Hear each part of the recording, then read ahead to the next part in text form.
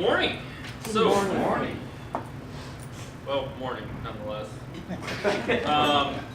So Cherylyn works at Acres of Diamonds, which is a pretty awesome organization that I recently learned about through my church, that is in Duval, where Acres of Diamonds is based out of, but they do service the Snoqualmie Valley and a little bit of the surrounding area as well. So Cherylyn and I go way back. I think we met once. So Cherylyn is a graduate of Washington University with a Bachelor's of Arts in Speech Communications. Previous careers include project manager for Alstom. It's now GE, actually. Now GE, and as a communications consultant with clients including Seattle Children's Hospital and the Hearing, Speech, and Deafness Center. Most recently, she was the Director of Development for Hearing, Speech, and Deafness Center for 5 years, making strides in new funding sources for the programs at the center. She's enthusiastic about writing grants, passionate about connecting the community to Acres of Diamonds and helping make a difference in the nonprofit world. And without further ado, I present Cherylyn.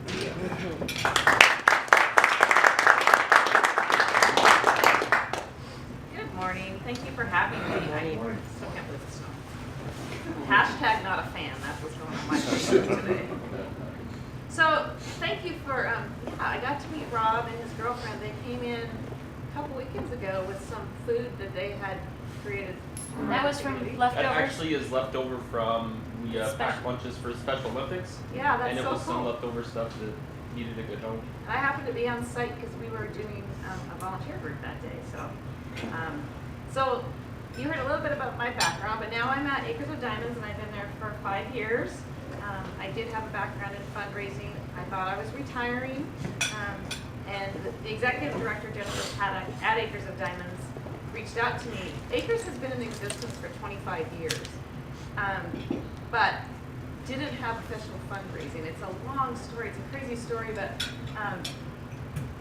when Jen came on board, we knew that if we wanted to grow it and we wanted to create a new actual program, that we needed to fundraise and connect to the community. And so that's what we've been doing for 5 years. And we're excited to share with you about Acres because we're in your neighborhood.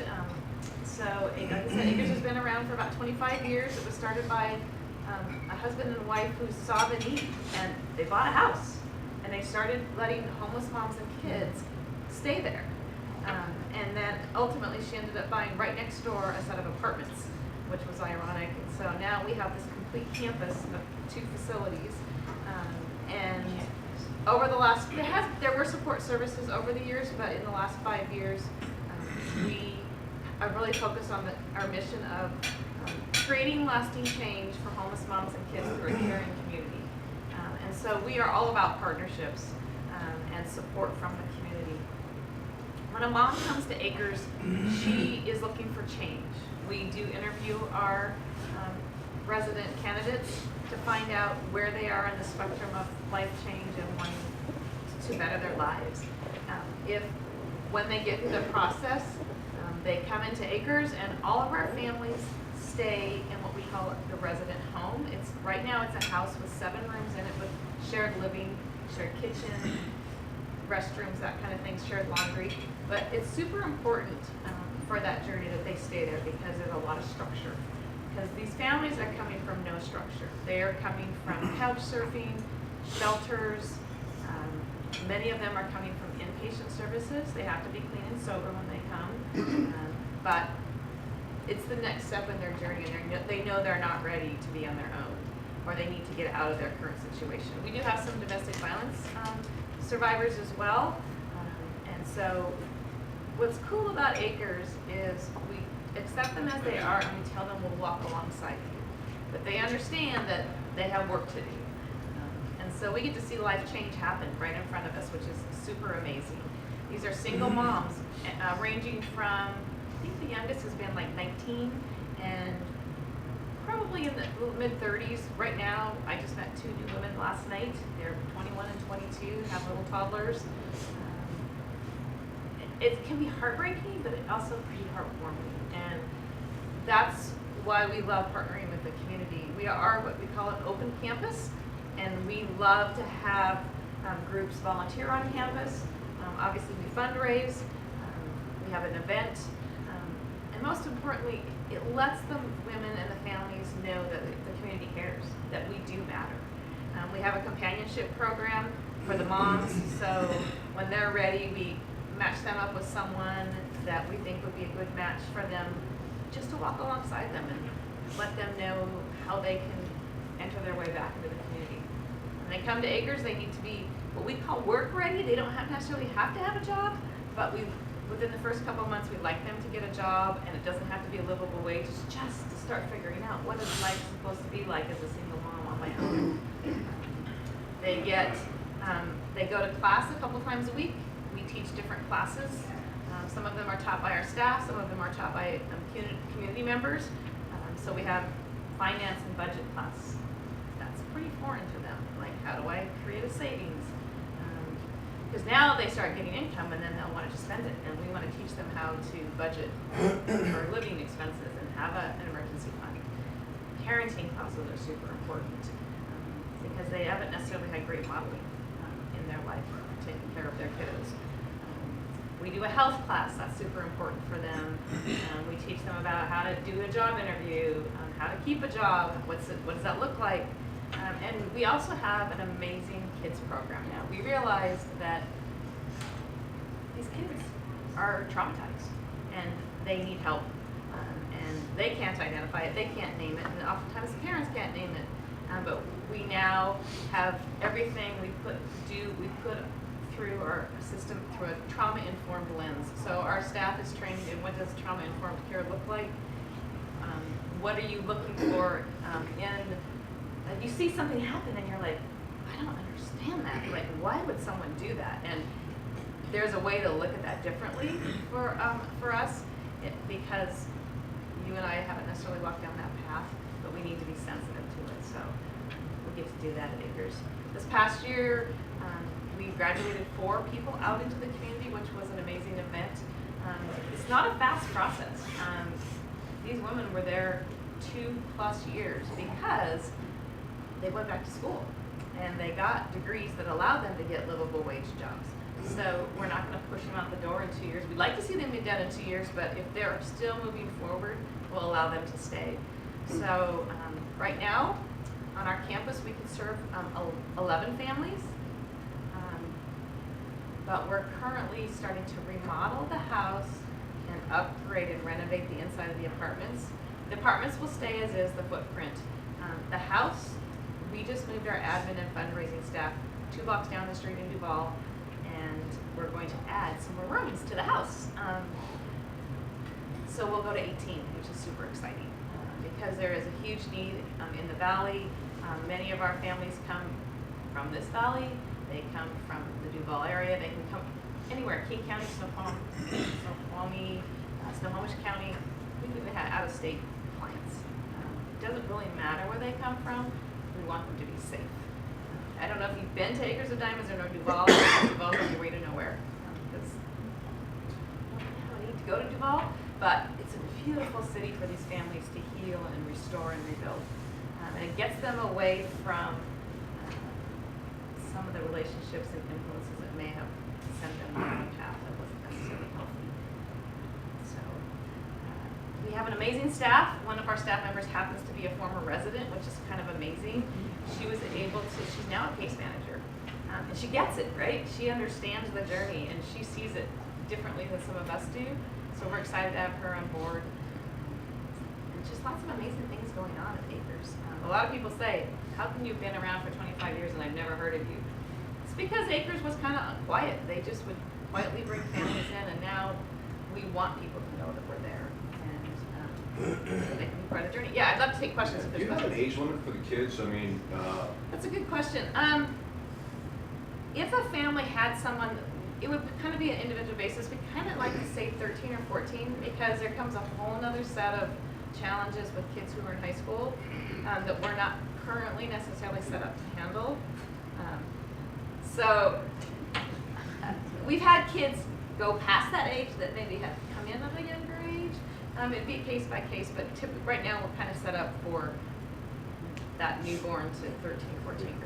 Yeah. Yes. How is staffing a problem for you? Is that, or is it hard to find folks to keep your positions filled?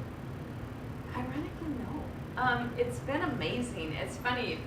My story was, I'm not going to work. I'll tell you what you need to do for fundraising, but I'm not going to work. And then next thing I knew, I was working at Acres. And it seems like the right people come at the right time. And we are really particular about our staff, that they are there. No, the answer is no. It's just been amazing to see the right people come at the right time. With your 25 years of experience, is there some key ingredient that you see as being the key to a successful transition back into society? Yes, I would say taking ownership. So we listen for that in the interview. If it's all about blaming everybody else and there's no acceptance for the journey that they have been on, that can be challenging because then they don't necessarily see where they need to change and they need to grow and heal. So we look for that. That's the kind of the key. And transparency. We don't always get the whole story during the interview. I don't blame them, right? But we're not gonna, when we get to know them better, then they start to open up a little bit, but we gotta look for that. I wanna change. I know I did something wrong. Help me. Do you partner with any other local organizations in support of the families? For their services? Yeah. Yes, so we have, obviously HopeLink, we are connected with HopeLink. They go to different ones depending on maybe where they're comfortable, but yes, HopeLink for sure. We partner with some local counselors. We don't have a mental health counselor on staff, so we make sure that they have to go to mental health counseling. That's part of their journey as well. For their services, I'm trying to think what else. Do you ever partner with Encompass? Yes, they come out for the kids. Yes, absolutely. And we're starting to expand our services. We're starting to work with Kindergarten Center, which they're now everywhere. But yes, so we do look for those partnerships. We're working with the Mental Health Association, actually an organization in Seattle, but they're a nonprofit. And so they're looking at actually maybe placing someone in our area that can work with our families. Super important. I have two questions. First of all, I was interested in the name of your organization, where that came from, and then secondly, do you have volunteer workers and paid workers, or are they all paid workers? So the answer to your second question is we have both. We have a staff of, there's 20 of us now. When I started, I was employee number 2. So it's a mixture. So we do look for volunteers if they come and they say, hey, I'm a financial advisor and I'd love to teach a budgeting class. We're like, good, we're down with that. And we work with them to figure out what's appropriate. So yes, we have volunteers teach class. We also have volunteer projects. The team could come out and do a project. So there's tons to do on the campus. There's always something to do at Acres. Our name, there's a book called Acres of Diamonds. And the whole premise behind that story is that sometimes we're always looking for the diamonds outside of our own backyard when really they're in our own backyard. And the woman who founded Acres knew that story, and she felt like these women have value, and we thought about changing it, and then we're like, no, can't do that. We need to honor her. She happens to still be alive. She's in her 90s and lives in Spokane, but yeah, so we still honor that. How do you get your funding source? I mean, well, county fundraising, do you have events? So we're privately funded we do not receive state or governmental funding, and the reason is because there's what's called coordinated care. If you're familiar, there's a service called 211 in our community, and people can call it or go to the website and look for services, housing. Usually they're going there for housing and safety, and we're on that site, and people can come to us through that and get a referral. But if you're completely transparent with that program, you accept whoever they send to you, and because we want to see success and we want to interview our own people, we don't necessarily follow that rule 100%. So all our funding comes from partnering with local businesses, Rotaries, as well as we do have a major fundraiser in the fall, grant writing, and then individual donors. We spend a lot of time talking to the community, groups and letting them know that we exist. And many people are moved to come. And we encourage people to come on tours. We do vision tours a couple times a month. Come see what Acres is about. Sometimes you get to meet a family because we let them know that we're an open campus. We've been very blessed. Yes. I was just wondering, if the women get jobs while they're there, do they pay some of that back for rent, or do they? Yes, the answer is yes. They pay we call it a program service fee. It's $400 a month. And that may seem like a lot, but it's not a lot compared to what they're going to pay when they go to pay rent for an apartment. We do have what's called a family assistance fund, and they are allowed to apply for a scholarship through that fund when they come. We also have some partners, different organizations and churches sometimes will help families pay their first or second month of program service fees. So it doesn't exclude them from being at Acres, but they need to learn to start paying that. It's not a funding source for us, it's mostly here's what you need to remember as part of your life going forward. You're gonna have to pay rent somewhere. So I used to work for the Community Action Partnership, and Hope-Link is a community action agency Okay. and gets a lot of the CDBG grants.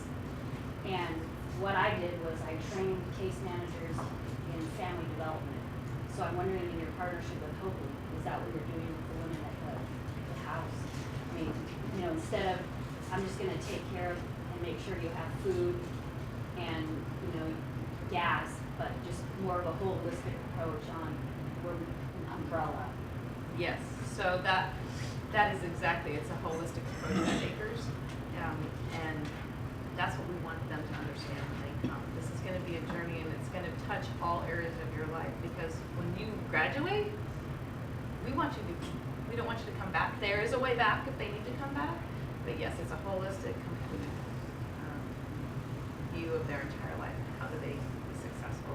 We are launching our alumni program. It's in a pilot phase right now because we don't want to lose connection with those families that we do launch and graduate, so that it's not going to be easy. They're going to hit bumps in the road, right? And so we want to make sure that they don't lose their housing or turn back to substance abuse or whatever that's. It's not a handout, it's a handout.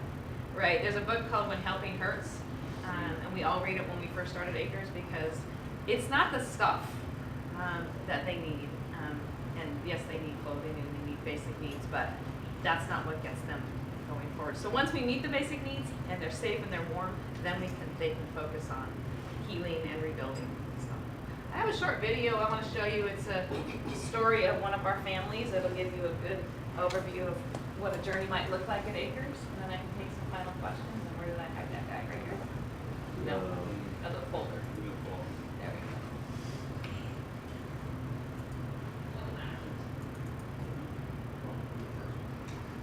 So how do I get this thing up big? Oh, it'll go up. We have My speakers. name is Irina, and I'm a single mother, and I've always been a single mother. I became heavily addicted to painkillers after being diagnosed with breast cancer. My son was taken right after he was born by CPS. I started using to numb myself, and I forgot who I was. My son was taken from me when he got into my mother's medication, and he had to be hospitalized for low blood pressure. When I lost my kids, my whole world shattered. I was lost and scared. When I was homeless, I spent a lot of time alone, walking and going nowhere. The day my son was taken from me was really hard. I felt like my world was crushing in. When I was in addiction, I lost everything. I lost my house, I lost my husband, I lost my kids. Drugs took everything from me. I was feeling really defeated, and I was feeling like I was fighting something that wasn't there, and I wasn't getting anywhere, and I was ready to give up.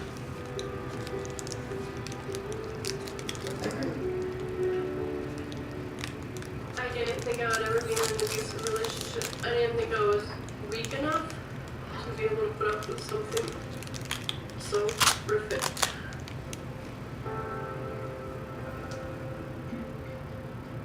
Curtis was a really good dad. He had some problems. He went to the military and he came back with really bad PTSD. And when he smoked meth, he became very angry and very violent. I was afraid to leave Curtis. I was afraid to be alone, to have 3 kids by myself. I was afraid that I wouldn't be financially able to take care of all 3 of my kids, so I stayed with him. The final year me and Curtis were together, we were going state to state trying to stay clean off meth. We'd stay at different camping areas. We'd stay anywhere we could. It was hard with all 3 kids in the car. And just trying to survive and trying to stay clean. And then the abuse really started to happen. On January 22nd, we drove into Wyoming. We stopped for the night, we washed the car. We waxed the car. Curtis went and talked to one of the people that were staying at the hotel, and he picked up meth. And he started smoking meth, and I didn't know he was smoking meth. When I came in from waxing the car, Curtis punched me in the side of the head. He was high and just acting crazy. So I was putting the kids to sleep. I was getting them to bed, and he ripped me off the bed. He pulled me into the bathroom, and I was sitting up on the bathroom counter while he was yelling at me, and he was trying to get me to smoke meth with him, and I wouldn't. He reached out and he grabbed my neck, and he strangled me. And when I finally got him to release my neck, I started screaming, and the girl started screaming, "Where's Mom? Is Mom? What's wrong, Mom? What's wrong, Mom?" I ran from the bathroom to the door, and I opened up the door, and I yelled, "Someone please call the cops." And he turned around and said, "What'd you just say?" And he just started to eat the living daylights out of me. He stomped on my face, he punched me probably 20 times. He was trying to get my car keys out of my pocket, he was trying to strangle me. He knew the cops were going to be coming. They arrested Curtis, they put me in an ambulance, and the journey home began. I know it sounds weird, but I'm thankful for that night happening.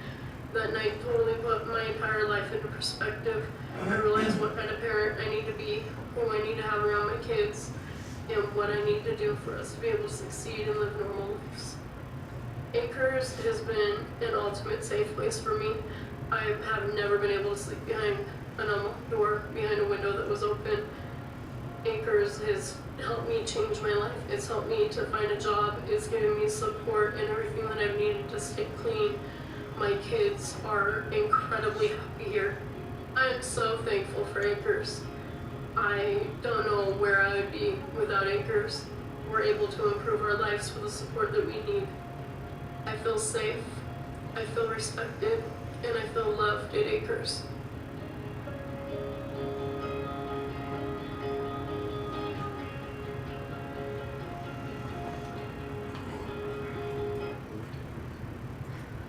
That's hard to hear, but that's very common in the stories that we hear. So, Any other questions for Cherylyn? just know that these women are safe and they are loved and they are rewriting their stories. So we're super excited to be a part of that journey. Awesome. Any more questions? Do you have a way of, do most of the women shelter their location from their domestic abusers? Or do you have a way of keeping that private? Yes, to a certain extent, we're not a safe house. So we're not an unknown address. We don't publish our address like on our website. If you want to find it, you can find it. If someone calls, we will just say we cannot confirm or deny that person lives here. We will not release that information. We do have a great relationship with the Duval police and fire, so they're there if we need them. I can't even think of a time since I've been there we've had to call them. But we do have that, and they understand that our families are there. So. All right, anything Thank you else? so much. Thank you very much.